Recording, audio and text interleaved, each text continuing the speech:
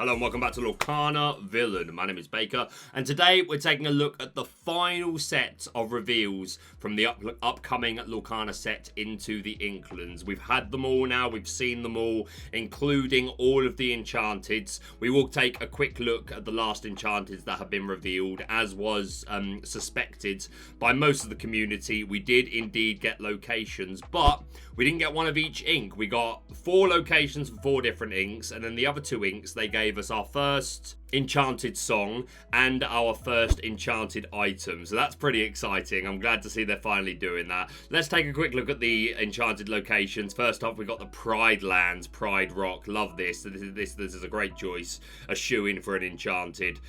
Yeah, it's simple, but it's such a, it's got such legacy behind it, the Pride Land. It's such a, one of the first locations I think you would think of if you asked a Disney fan, hey, what are the most iconic locations? And yeah, great to see this as an Enchanted. Next up, we've got the RLS Legacy, which I'm not mad about by any means because I love Treasure Planet.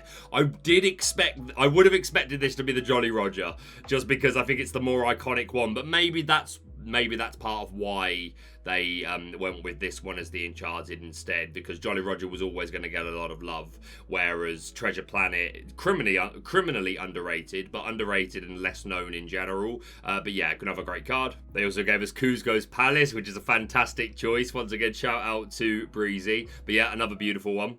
And then lastly, for Sapphire, we've got Belle's House, which isn't one that I would have suspected that we would get. But yeah, again, beautiful artwork. And then from this latest batch, if I'm honest, the ones that excite me the most, firstly, is our first enchanted item, the Sorcerer's Hat, which doesn't surprise me. It's such an iconic Disney item. So yeah, and this is just stunning. And then look at this. And then along came Zeus.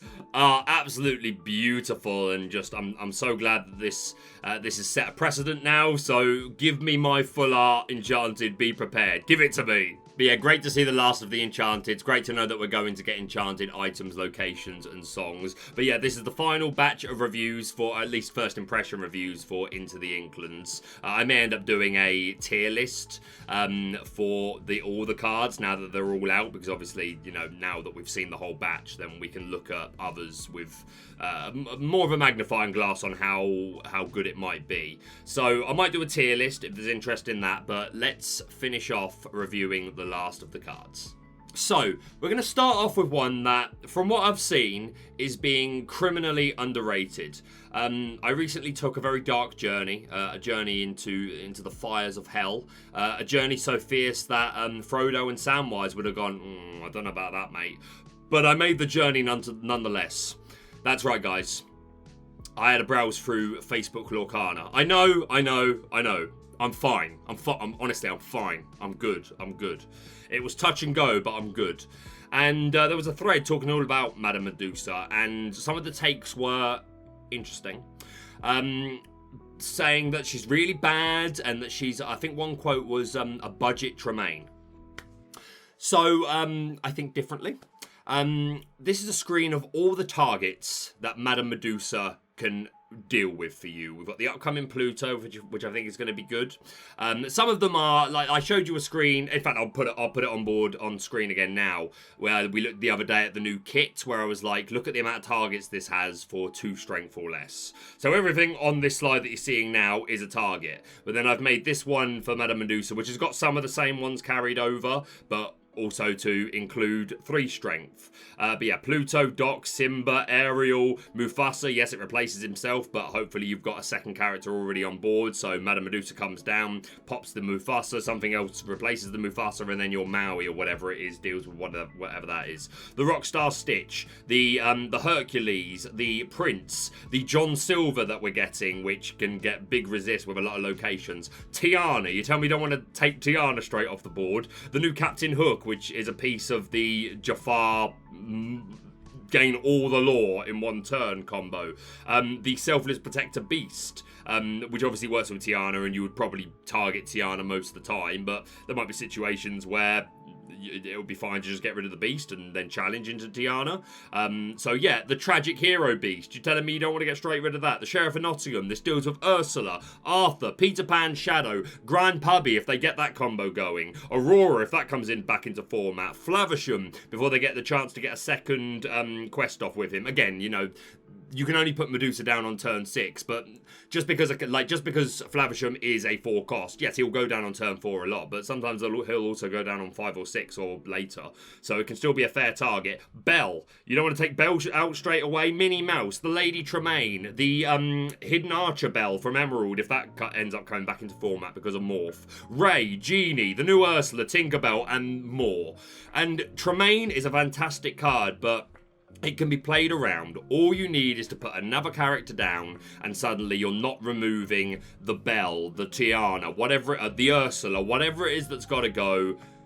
Tremaine isn't always going to deal with it. Madame Medusa is a fantastic card. I would be playing, I would still play Tremaine. I don't know which count would be higher. It would depend how the meta forms. If the meta forms in a way where less decks are like finding room for the additional 1-drops, then you'd probably play more Tremaine, or of course if you do want to play the baby one, because yes, she can shift, but how many decks that are running Floodborn Lady Tremaine are even running the 2-cost Lady Tremaine to shift onto it anyway? Yeah, some do, but it's far from the majority. And yeah, quest for 1 less, but it's not the point. It's being able to know that you're going to remove the Tragic Hero Beast, the Tiana, the Belle, whatever it is that you need to shut down, Madame Medusa is going to do it. So yeah, this is one of my favourite cards in the new set. Right, there's only one more location left to go over, so let's go straight on to that. We've got Mcduck Manor, Scrooge's Mansion. 4-cost inkable with a 1/9 stat line and 2 passive lore gains. So Sapphire's other locations are Montanui and Belle's House. Also worth mentioning that Sapphire has access to repair to remove damage counters from a location. If it does turn out that locations tend to be taken out a bit at a time over a couple of turns, then this offsetting this maths might prove vital. There's also Vault Door, which gives our locations resist 1 and characters that are there. And also I thought it was worth putting I've Got a Dream on this slide as well if you are playing with Ruby. This is another one because it's got the 2 lore, and I've Got a Dream lets you ready a character at a location and then gain lore equal to it. So if you are running a Ruby Sapphire deck that you want to benefit from this, then sounds good. Other than that, I'm not particularly blown away by this. There's only 1 to move there, so if characters want to be there, then great, but Sapphire isn't really a deck that has many characters that are doing that at the moment. But if you end up pairing it with something that wants to be at locations, fine, but even then I don't think you'd run the higher count of Mcduck Manor. You'd go for Montanui just because it's cheaper if the point is just you want a location for a character to be at. But Mcduck Manor is bulky at 9, so I could be wrong. I don't have high hopes, but fantastic art. Next up for Sapphire, we've got Captain Amelia, first in command. Great to see her. Big fan of this film. Good old Treasure Planet, if you didn't know. 3-cost inkable, 1/5, Storyborn Alien Captain, quest for 1, and Discipline. During your turn, this character gains Evasive. So, this is not great right now. It is, if you are playing Sapphire Amber, and you want a Rapunzel target, like in chapter 1 you would run Mr. Smee, and in chapter 2 you were seeing a little bit of Piglet, not loads. But if you want a character to fill that role of a 3-drop, which is easy to set up Rapunzel, this is another way of doing it. I think I would probably just run the Piglet, unless I was also running the Commanding Presence Queen, because then we can put this up to a 5/5 with Evasive. That's going to take out a lot. So if I was running this Sapphire Amber and I was running the Commanding Presence Queen, then I might be inclined to find a count of this as an evasive answer, possibly. I'm still not certain I would, because you've got Cruella de Vil sitting right there, but the meta could take a shape where 3 is not enough strength, and we need to be able to hit a little higher. Also worth noting that she survives a Madam Mim Fox attack challenge, but yeah, not a lot to say about her other than that. Her real use will come when we get more cards that synergize with Captain, and more importantly Alien. That's quite a limited card pool, so I imagine when we do get cards that say that work with aliens, I bet they're going to be quite good, just because we don't have many aliens. But still, great to have Captain Amelia in the game. Next up, we've got Baloo from Amber. 3-cost uninkable, 0/3, quests for 1, bodyguard, Dreamborn hero, and let's make like a tree. When this character is banished, gain 2 lore. So we look at our other bodyguarders. We've obviously got Simba. There's also this Minnie Mouse who we'll talk about next, but when you play a bodyguard character, you can remove 2 damage from another character, and she has Singer 3. We'll talk about her in more detail in a minute, but she's something else that works with bodyguards in Amber, so I thought it was worth putting her on this screen. And then for the higher cost, we've got Nani, who's coming into the Inklands, who's 3/6 but quests for 2, or we've got Maximus with a slightly higher stat line, only quests for 1 but also has support. Obviously we're getting the new Pluto, the 1-drop, which helps play characters cheaper. I think this will be popular, and in turn that will make the Determined Defender Pluto popular as well. You would maybe get account of this if you were playing the higher end bodyguards, but I think this is more going to find spots in pure aggro, just Amber, Amethyst aggro. 3-drop is kind of competitive in Amber, Amethyst, hyper aggro, because you've got Doc, some play Maleficent, there's Foxes, but I would probably make room for this. Again, it's going to protect your other aggro characters like your Lilos. Fox gets over you. But again, just this 2 lore gain from being banished is pretty good. So yeah, I think this finds a place in Amber Amethyst aggro. Whether or not it finds a place in like Tiana Bodyguards, I am not as convinced. I'm not as sure. Maybe. I definitely think it has a place in hyper aggro, but great to see Baloo.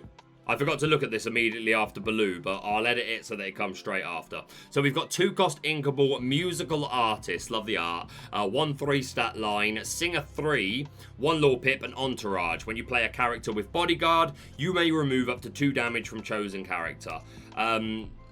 It's damage removal, so if we're playing things with Grand Puppy or the Rapunzel that lets you draw for removing damage, then maybe. I don't think the entourage, if she sees play, I don't think it's going to be for the entourage ability. That might just be a cool extra that comes up. It will just be because we want a Singer 3 that we can put down on turn 2. Obviously we already have Cinderella, plus there are 2 costs, Sebastian and Miss Bianca, that are Singer 4. So I don't think there's room for her until a time comes where we want even more of those singer characters to just sing all the songs between turns 1 to 3. Then maybe. I feel like she's going to underperform at the moment, but she could have something in the future. And then yeah, obviously here's a load of bodyguarders that could work with her ability. And we didn't look at these when we talked about Baloo. The Little Johns, which are interesting. We've got the 3-cost, which has bodyguard and the ability disguise. During your turn, this character gains evasive. And the Floodborn, which is 6-cost inkable, 4/5, shift for 4, quests for 2, and OK Big Shot. While this character is exerted, your characters with bodyguard gain resist 1 and get +1 lore. If you're going to build this deck, it's going to be Amber Steel. So maybe it finds room for her as the preferred, because again, you're just going to, you're healing your bodyguarders. We're making them harder to remove anyway because we're giving them resist. So maybe a deck built around this Little John, which in my first review I thought, I don't think it's as good as when I first looked at it, to be honest. It's definitely fun and cool, but I don't think it's going to have a prevalent place in the meta. But if it does, or even just for fun, then maybe Minnie is an addition, but great art. Next up, we got Billy Bones. He's after me chest. That fiendish cyborg and his band of cutthroats. Love this character. And he's in the film for such a short amount of time, but I remember it making such an impact on me as a kid. Coming down in his spaceship and looking obviously injured and desperate and just talking nonsense. Can you hear him? So I really enjoyed Billy Bones. And it's sad because he gets banished, man. But nonetheless, we got 5-cost inkable vanilla. Storyborn Alien Pirate 6/5. So obviously we've got the Jolly Roger where pirates can move there for free and gain rush. So if we assume we've got Jolly Roger on the field, then he's a better Maui because he can quest.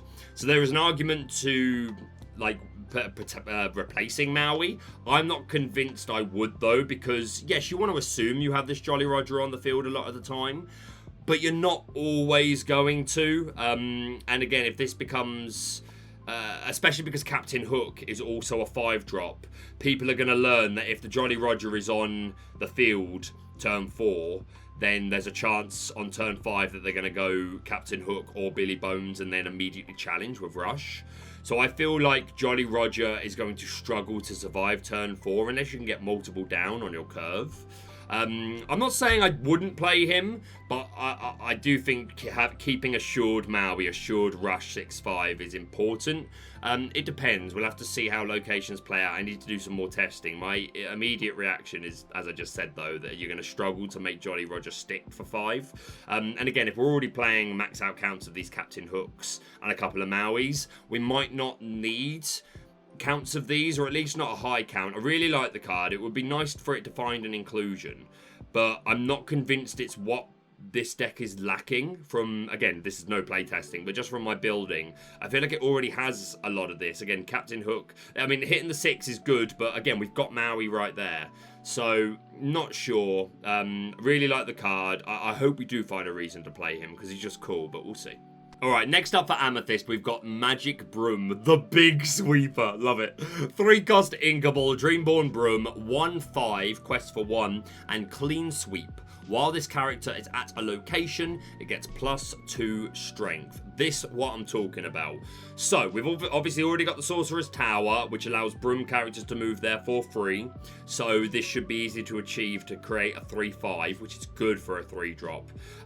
Plus, all characters get +1 lore while we're there. So, yeah, we needed something like this, a big beat stick that can survive things.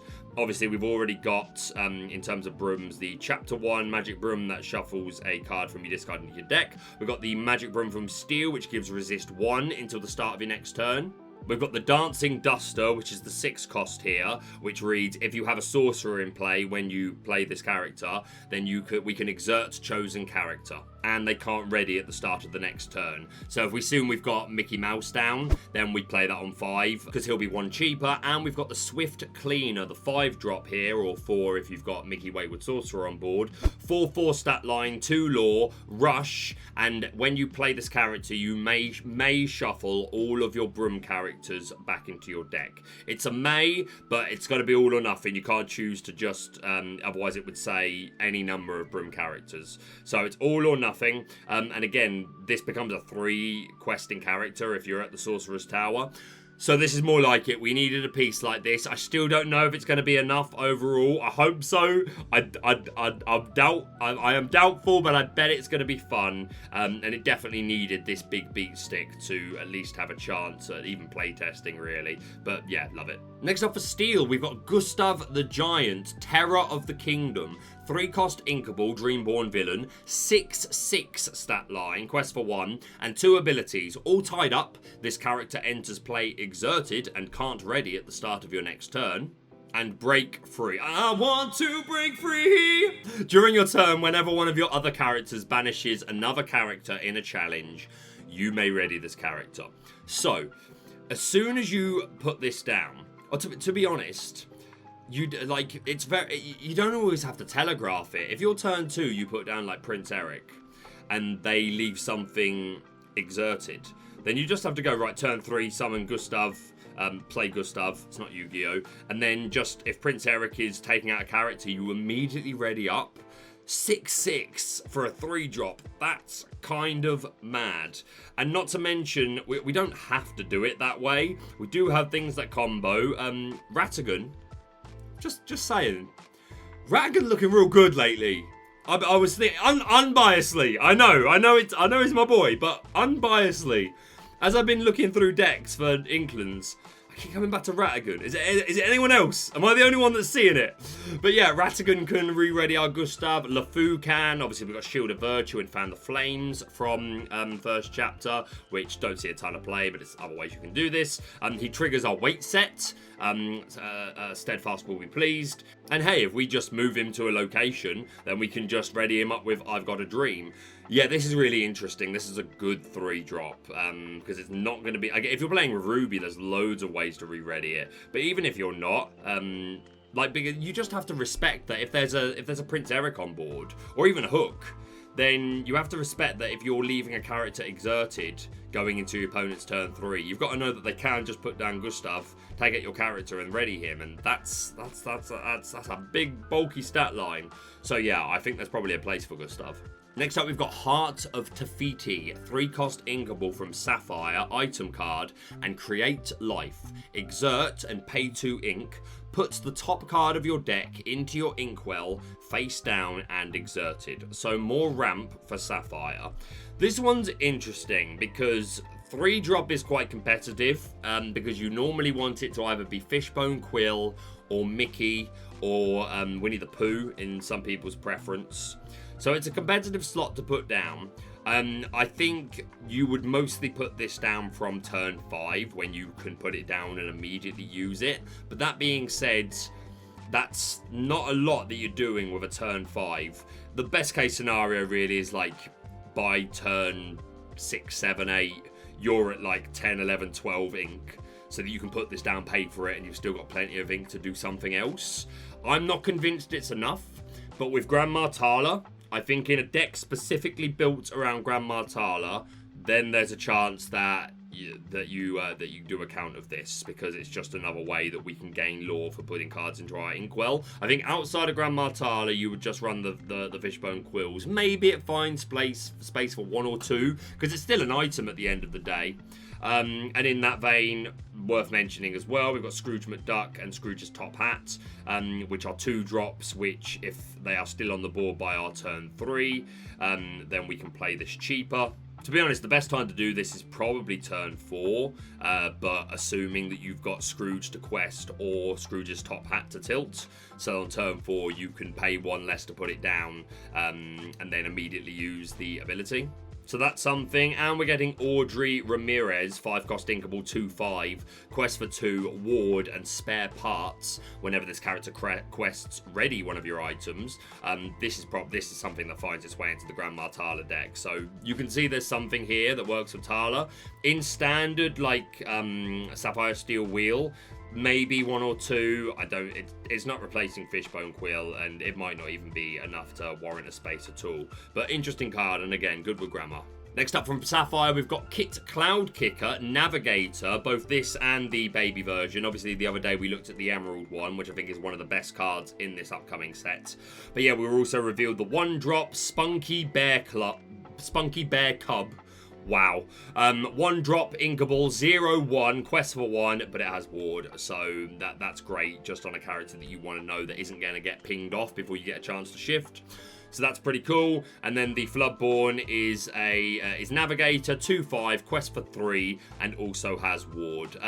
So Sapphire often goes with deck. Sapphire Steel always wants more cheap singers. Obviously, we can sing our 5-cost songs from turn 3 with this. I think this will shine when we start getting some 6-cost songs. Then you're going to feel like you're getting full value out of this. Outside of that, I mean, again, he can sing the 5 costs, which is cool. And again, ward is always good to have. 5 is not bad. To be honest though, I think even by turns 3 or 4, more and more cards are coming out where I feel like it's realistic to hit this. It might be enough to make him survive a turn, and maybe you can get 2 quests out of him. I don't think he'll shine this format, but when we get 6-cost songs, that'll probably be his place. But who knows, he could pop up in Sapphire decks that just need another a singer that can sing 5-cost songs. Next up, we got Mr. Snoops. Love this from the Rescuers. 6-cost inkable, inept businessman, 4/8, quest for 2. Not a lot to say here. If for a 6-drop, you could just play Rockstar Stitch. There's also cheaper. We've got Eudora. But Mr. Snoops does hit for 4. It's something else that, I mean, Eudora found her way into Mufasa. So Steadfast will put Mr. Snoops in Mufasa, and then we'll all be playing it. So I feel hesitant to say it's not going to find a place. Maybe it will, specifically for that. Steadfast, let us know. Are we playing Mr. Snoops? All right, let's look at a really interesting one, in my opinion. Love it. I think the lamp has got to be the most famous item in Disney. So great to have this. Want this as a foil. Want it as an enchanted. Gimme. 2-cost uninkable item, good or evil. Banish this item. If you have a character named Jafar in play, draw 2 cards. If you have a character named Genie in play, return chosen character with cost 4 or less to their player's hand. So, if we're playing this Jafar deck that we've been talking about, then we're running lots of Jafars. So as this is card draw is good. This is helping us find certain pieces that we might need. The Whole New World, the Floodborn. Maybe they discarded our Whole New World with their Bare Necessities or Earthstone. We need to find another one. Plus, if our Jafar is already exerted, it's another card that lets us draw and gain lore. So this is, at least in my initial testing, this is absolutely going in my Jafar deck. And I think if you're going to do this, it gives you more reason to play at least a count of the supportive friend Genie, because just having that option to have the second ability and return a 4-cost or less is kind of mad.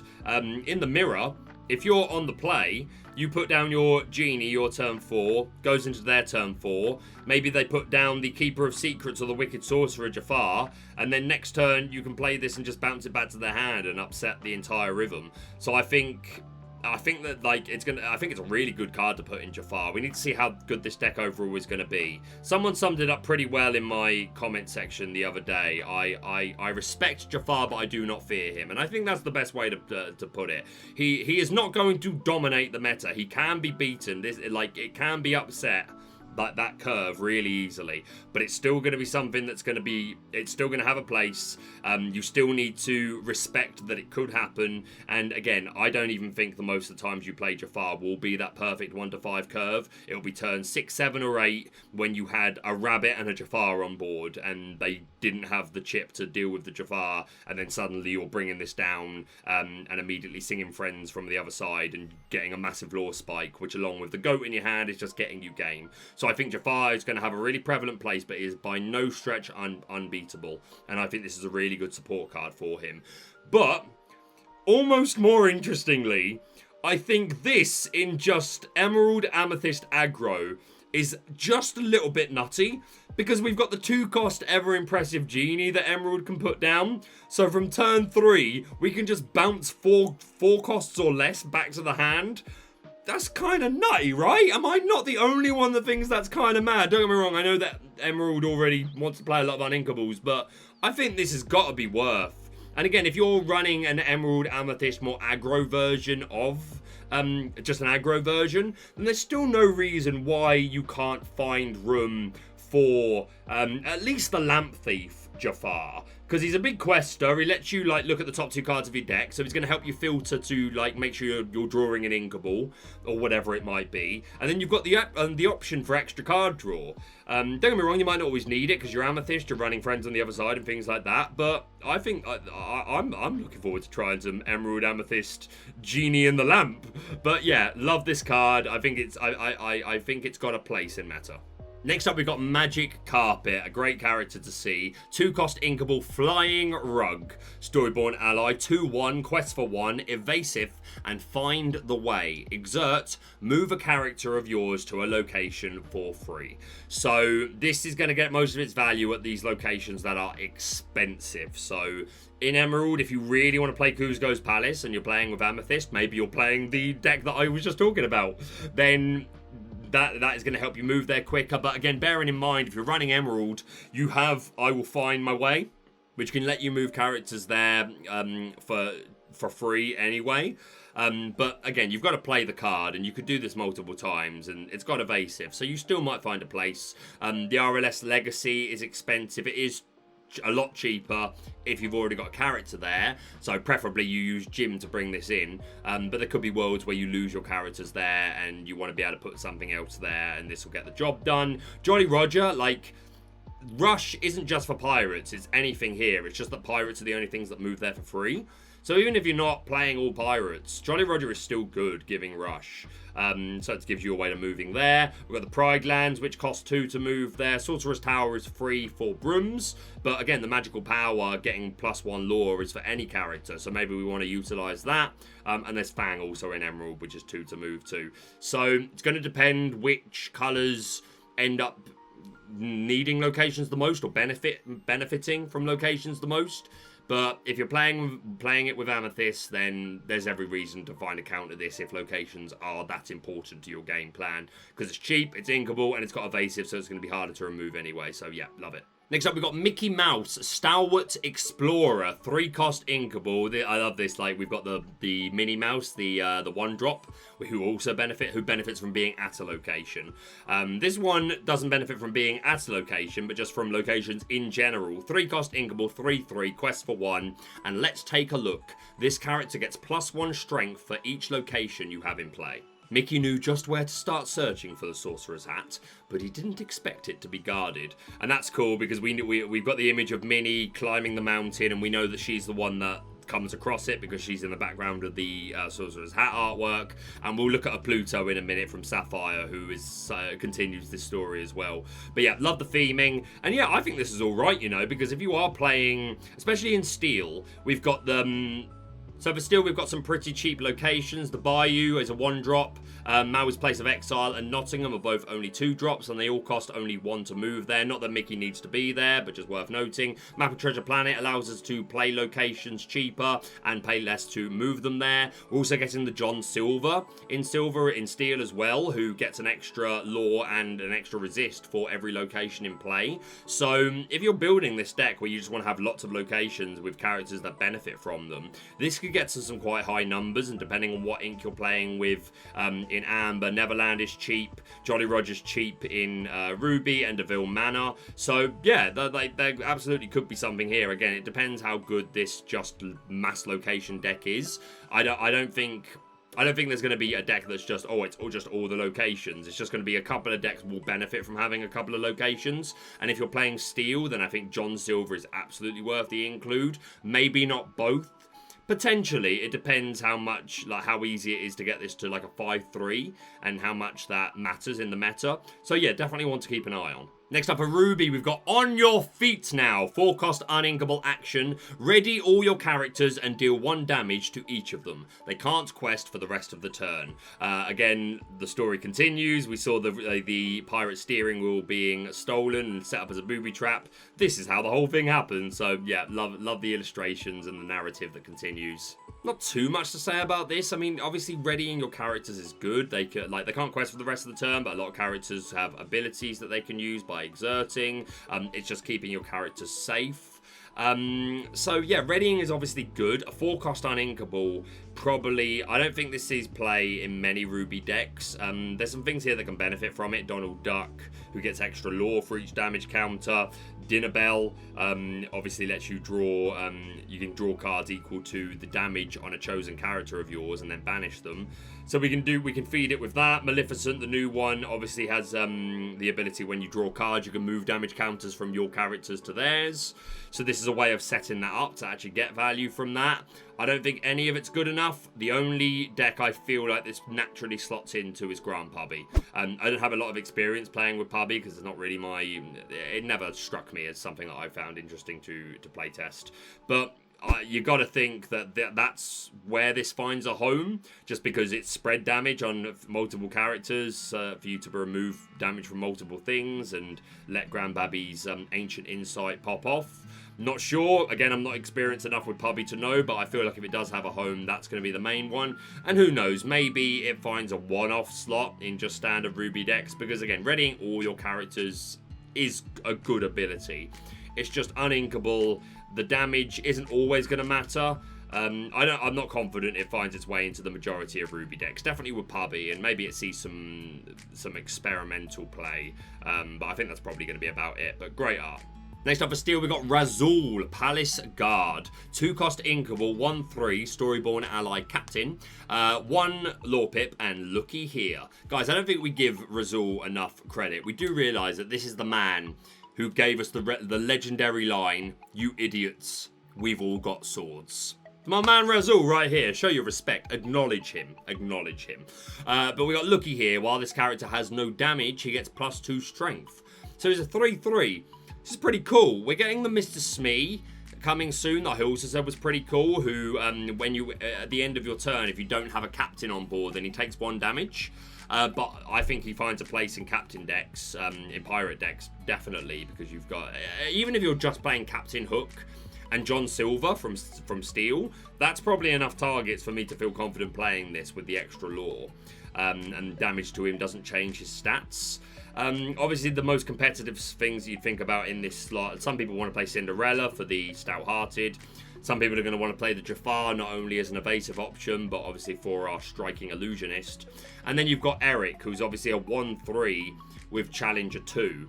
So, pros and cons. Prince Eric, if you do some ping to him, is never going to... he's never going to have any less strength when he's challenging. He'll always be a 3/2 when challenging, whereas obviously Razoul, if he takes just one ping, then he's a 1/3. But the other way round is if Razoul hasn't taken any damage, then he's doing 3 damage back to anything challenging him, whereas Prince Eric is only ever doing 1.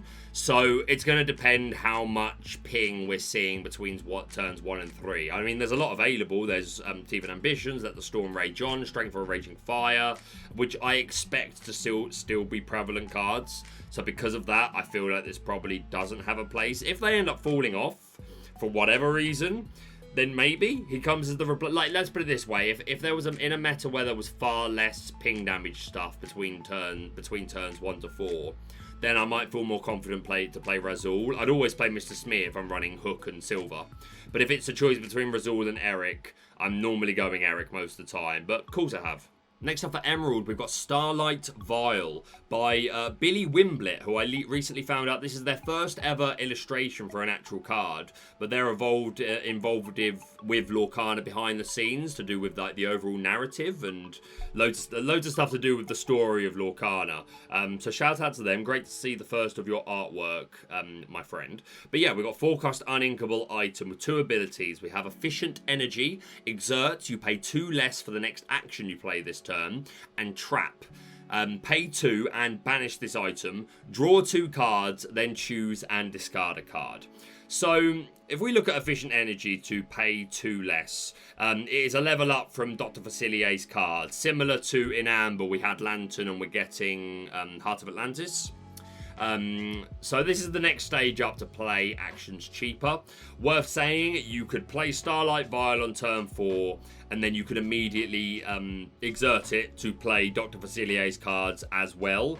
Meaning from turn 5, as long as they stick, then you are paying 3 less for your actions.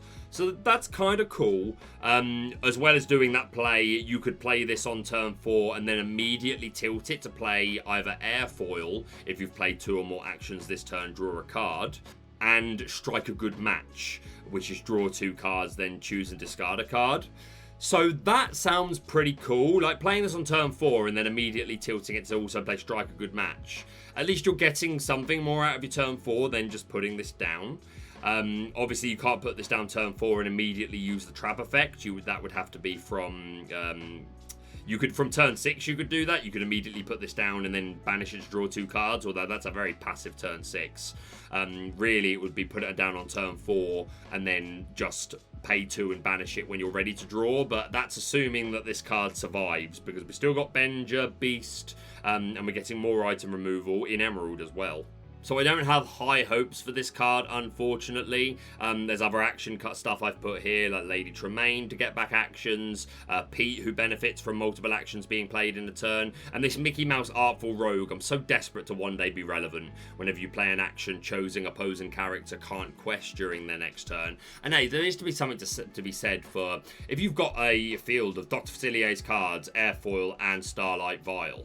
Then you're paying 3 less for all your actions, which for a lot of actions is just going to make them free, especially if you build your deck that way. And even the more expensive ones, maybe you're just paying 1 or 2. If you're able to do it multiple times, then Airfoil is drawing you more cards. Pete is questing for more, and he's got more strength. And again, every time we play one, Mickey Mouse's Misdirection, whenever you play an action, chosen opposing character can't quest during their next turn. So it sounds good in theory. The problem is, like, where are you getting all these cards from? But if Emerald continues to get some more card draw support, and again, if you're pairing with Amethysts, there's definitely a fun deck to be made here. And in the future, maybe we get ways of supporting this, ward for items or whatever it might be. I feel like in the future, they're putting so much into actions, they eventually have to do something. By do something, I mean the idea of just playing loads of cheap, low-cost actions. And we've got things like Donald Duck in Emerald, who gets extra strength based on how many actions you've played. Tigger gets a bonus in strength, and so does Minnie, and she gets extra lore if you play 2 actions. So they definitely want to encourage this, but we need more to make it actually playable. But this will probably be a piece of it. I'm not convinced. 4 is expensive and it's uninkable, but at least it's also got this second ability to draw cards. But yeah, it's just about making the items survive. We need ward for items, man.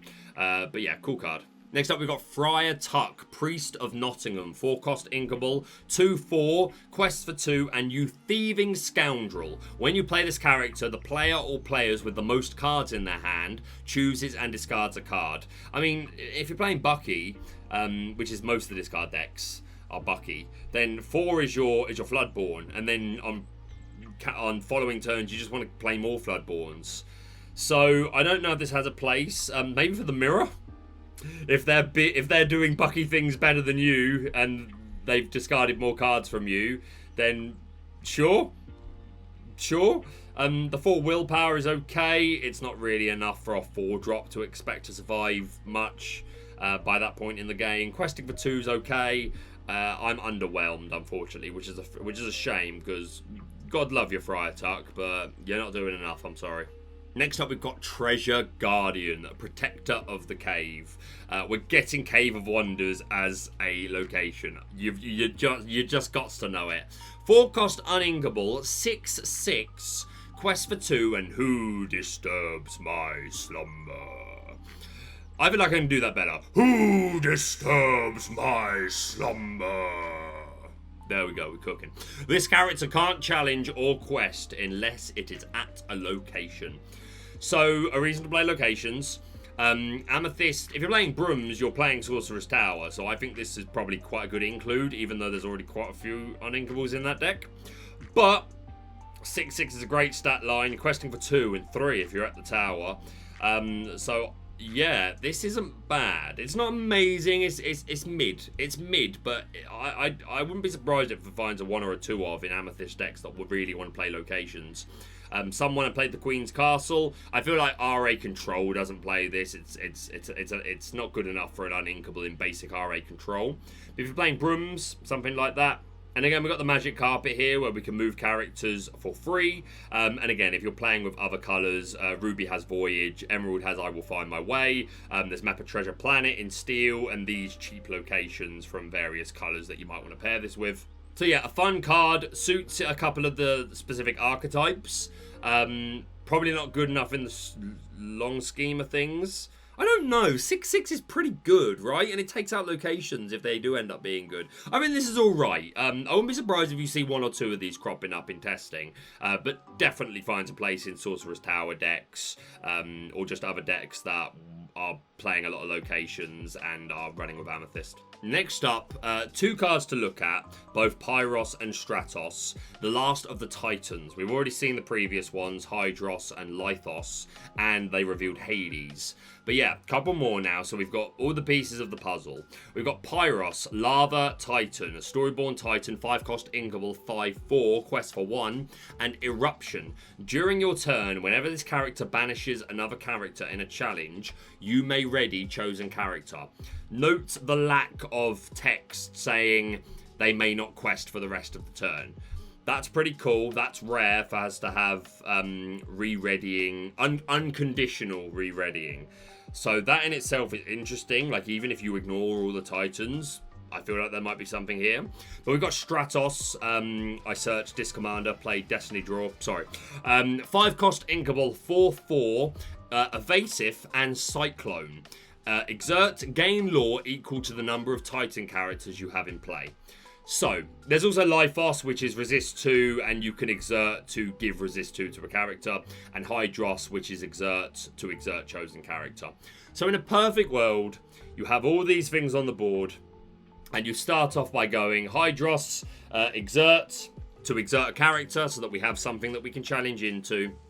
Lithos, if you need to, Then you give resist 2 stone skin to your Pyros, so that he can have resist 2 while he's challenging things. We use Pyros to challenge into something. I might have ordered that wrong, actually, because you ready one chosen character. Yeah, to be fair, no, the way you would do it is you would exert something with Hydros, then you would tilt Lifos to give resist 2 to Pyros, then you would exert Stratos for the Cyclone to gain, hopefully, 4 lore. Then you would exert Hades so that you re-ready all these things. Then we challenge with Pyros, and if we take something out, then we can re-ready the Hades, meaning that we still have Stratos, Lifos, and Hydros to either quest or use their abilities again, and then we can re-ready them again with Hades. So that's kind of a mad turn. I might have got lost somewhere on that path. I think that's right. It's near enough right. You get the point. You get all these on the board, and they just work together, being able to exert, and Pyros allows you to re-ready things, and Hades can re-ready everything. And hey, if you've got 4 Titans on the board, then Cyclone and exerting with Stratos is quite a big lore gain. So yeah, perfect world, you get all this down, great.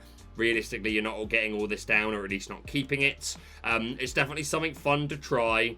It'll work 1 or 2 in 5 times. Maybe not even, maybe even that's generous. But it's certainly a cool theme, fun deck to try. Pyros is the exception. I feel like this has a place, because just re-readying characters with no caveat that we can quest with again, we can exert with again, whatever, that seems pretty cool.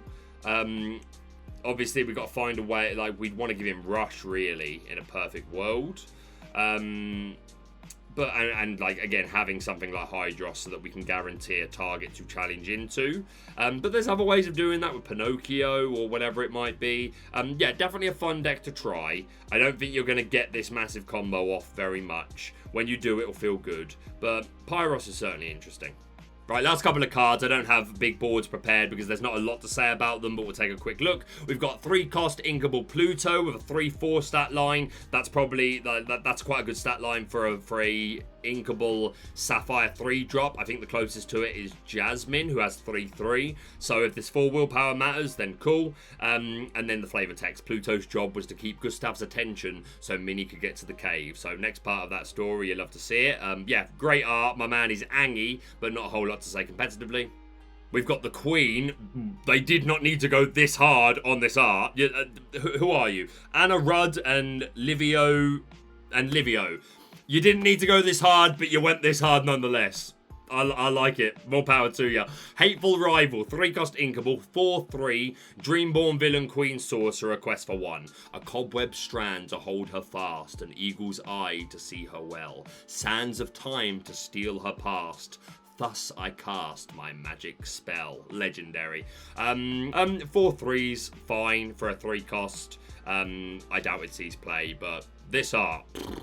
And from one great art and a queen to another, 4-cost Inkable for Sapphire, 2/5 stat line, and Calculating and Vain. Whenever this character quests, you may look at the top 3 cards of your deck and put them back in any order. Obviously works for things like Sorcerer's Hat, so you can know what you're going to be drawing, because you have to say the name of it. Good in Sapphire, I suppose, if you want more control over what you're ramping from the top of your deck with Mickey or whatever, but not worth it for a 4-drop. 5 willpower is cool. Again, artwork appreciation, beautiful, but this, I doubt this sees play. And that is it. We are done. That is all of the first impressions for the Into the Inklands cards. It's coming up. I'm excited. I can't wait to get cooking and get play testing. Yeah, let me know if there's interest in me doing a tier list. Now that all the cards have been revealed, my tier list of how good I actually think they're going to be in the new meta. But that's it from me for now. Of all the cards that we've seen, that we talked about today, which are you the most excited for, and which of the locations that we looked at today is your chase card?